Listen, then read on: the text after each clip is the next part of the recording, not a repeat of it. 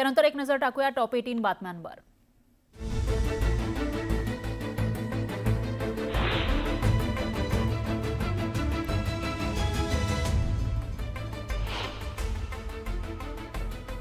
पुढील आठवड्यात जनसुरक्षा विधेयक सभागृहात मांडलं जाण्याची शक्यता। विधिमंडळामध्ये जनसुरक्षा विधेयक बैठक संपन्न। मुख्यमंत्री फडणवीसांनी घेतला आढावा।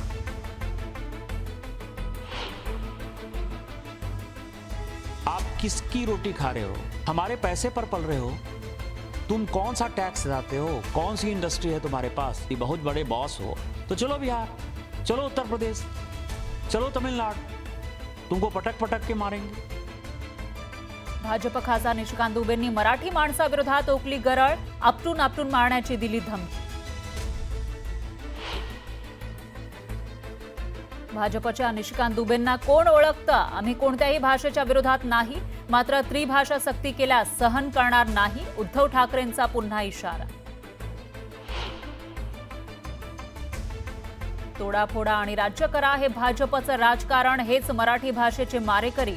पहलगाम हल्ल्याची तुलना करणाऱ्या शेलारांवर उद्धव ठाकरेंचं टीकास्त्र।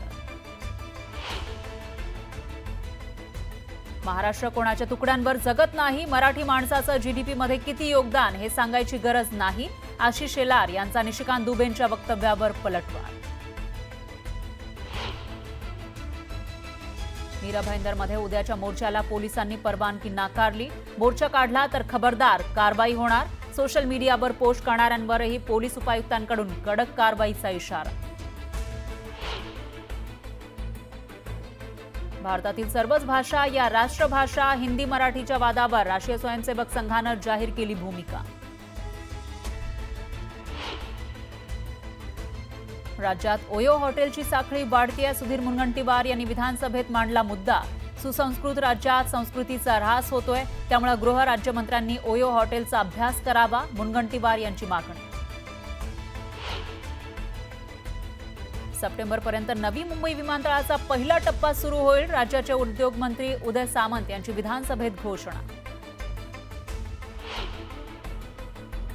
अंबरनाथमध्ये धावत्या स्कूल व्हॅनमधून 3 विद्यार्थी रस्त्यावर पडले।